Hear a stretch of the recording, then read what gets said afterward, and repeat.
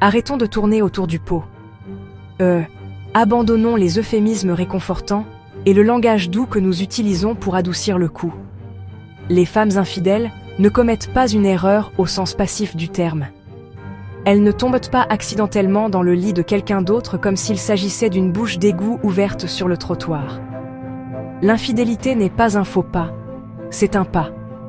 C'est une décision consciente, un choix délibéré fait après une longue et souvent silencieuse délibération. Ce choix, aussi soudain qu'il puisse paraître au monde extérieur, est presque toujours le chapitre final d'une très longue histoire. Supplication ignorée et d'un sentiment lent et insidieux de privation émotionnelle. Comprendre ce choix n'est pas le cautionner, mais le regarder en face.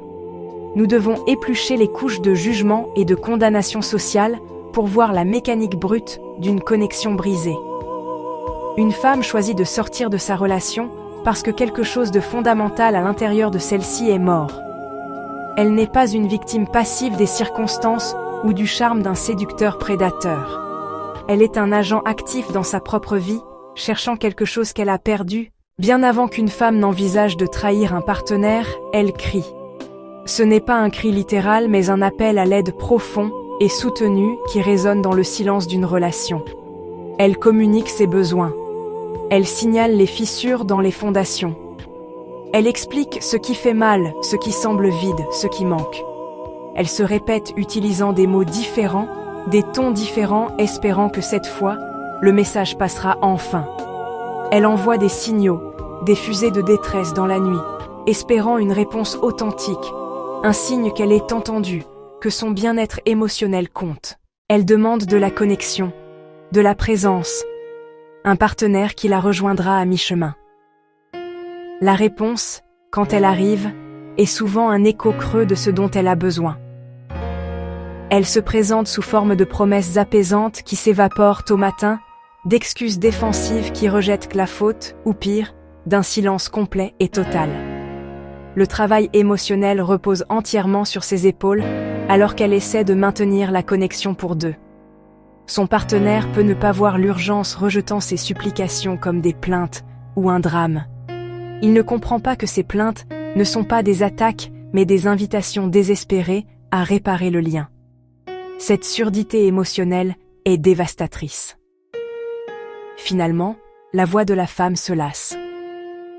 Le cri se transforme en un murmure, puis en un silence dévastateur.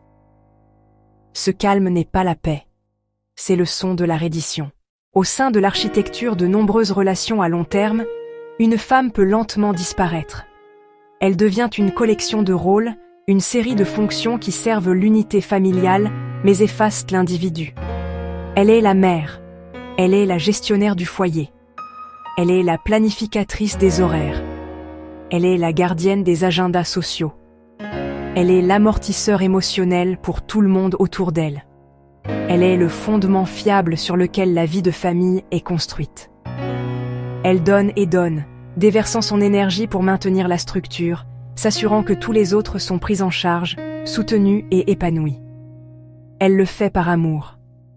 Elle le fait par devoir. Et par un engagement profond envers la vie qu'elle a construite.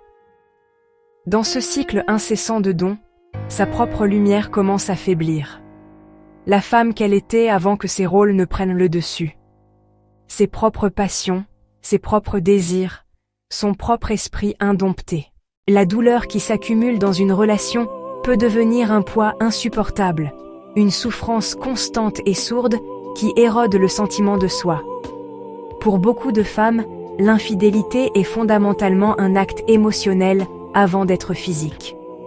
Ce n'est pas une chasse à un nouveau partenaire sexuel, mais une quête désespérée de l'existence elle-même. C'est une recherche d'une oasis émotionnelle au milieu d'un désert relationnel. Quand une femme se sent constamment ignorée, dévalorisée, rabaissée ou tenue pour acquise, elle commence à se sentir comme un fantôme dans sa propre vie. Ce profond sentiment d'invisibilité crée un vide, un gouffre profond et douloureux, là où se trouvait son estime de soi. Il aspire à la validation, à l'affirmation et au sentiment d'être importante pour quelqu'un. La connexion initiale avec l'autre personne n'est souvent pas du tout sexuel.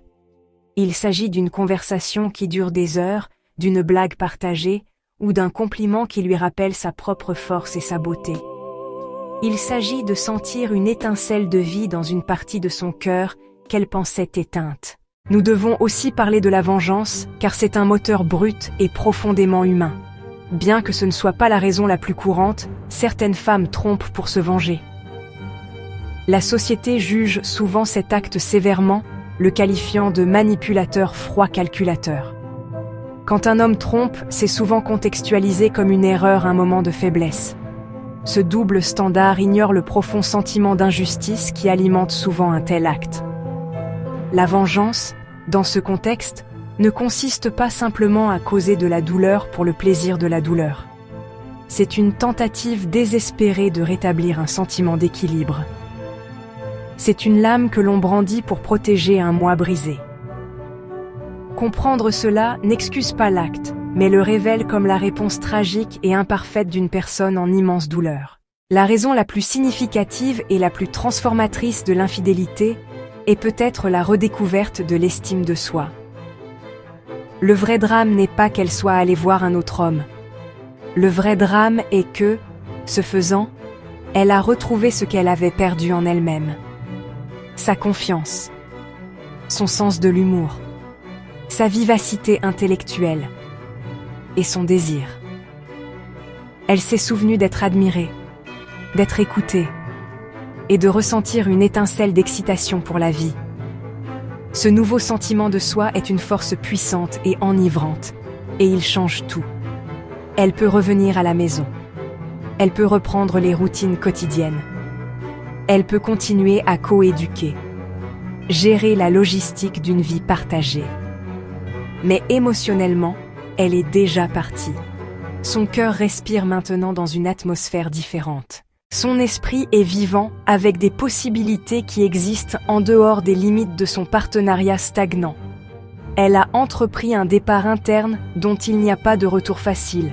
Ce départ émotionnel est la véritable infidélité. L'acte physique n'était qu'un catalyseur.